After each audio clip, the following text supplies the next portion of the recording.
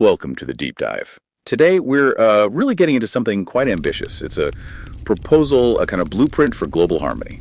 That's right. We're looking at this vision focused on, well, constitutional restoration, societal renewal. It all comes from an initiative by Josiah Haltom, presented on The 2020 Project Vision Dialogue.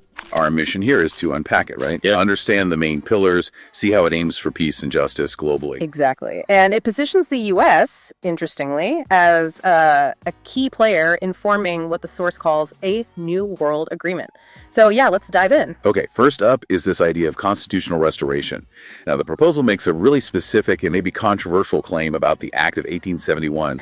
What's the significance there, according to this source? Well, the claim is that this act fundamentally changed things. It supposedly turned the original or organic constitution into a kind of corporate entity. A corporate entity. Yeah, the United States as a corporation, essentially. And this shifted citizens from being sovereigns to being subjects. So the goal is to reverse that by going back to the original intent, and they heavily emphasize something called the original 13th Amendment. Now, hang on, is that the 13th Amendment we all learn about? The one abolishing slavery? No, actually, and that's a crucial point. This refers to a different, earlier proposed amendment. It's sometimes called the Titles of Nobility Amendment. It's often just uses it as a basis for reclaiming that individual sovereignty. Right, okay, so it's a very specific interpretation, and the whole thing is framed as redemption. How does that make it different from just, general reform, especially regarding structured social stratification? It's framed as deeper than reform. The idea is that this restoration dismantles these hidden structures, these stratifications, by returning to what it calls an ecclesiastical, irrevocable trust structure. An ecclesiastical trust, what does that mean in practice? Basically putting national assets and maybe even governance into a kind of trust, possibly with spiritual or community oversight, rather than corporate. The aim is communal well-being first. It's really presented as reclaiming the nation's soul. Okay, that's the foundation. But how would you actually do something that massive? The proposal points to Article V of the Constitution, right? Exactly. Article V, the amendment process. But here, it's not just for tweaking domestic laws. It's seen as a strategic tool for the U.S. to, reshape its global role. The global role. Through Article V, how?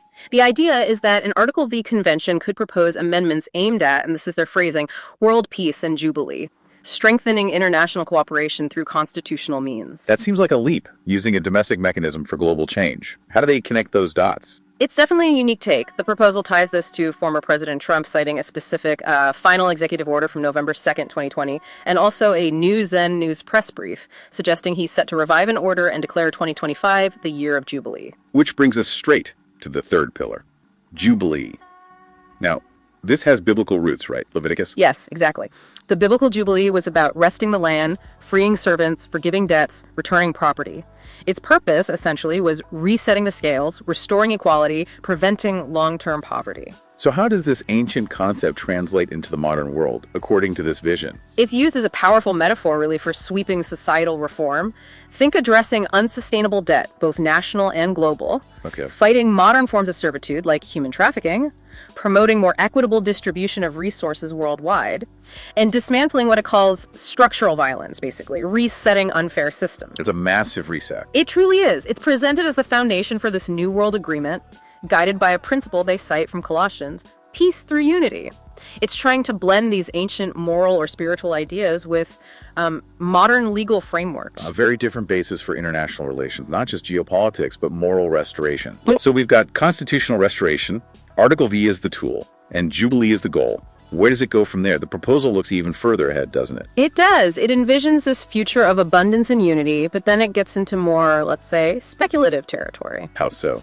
It suggests that achieving this internal harmony, this national and global unity, is actually a prerequisite, a condition for humanity being ready for things like, galactic contact and free energy disclosures. Wow, okay. So internal health is linked to cosmic readiness. That seems to be the implication, that our societal maturity is tied to our place in the wider universe. The source talks about needing history and complete government audits for the end of the era. It positions this whole process as a major turning point, an epochal shift. So our internal work as societies is step one for potentially bigger external revelations. That's the connection it makes, yes.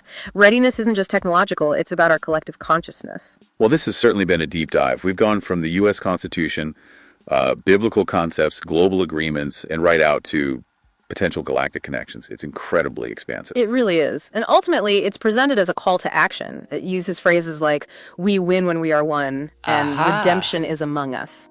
It's asking you, the listener, to think about your role, your stewardship in potentially writing this next chapter. A lot to think about. What's the one thing from this blueprint that really stands out to you?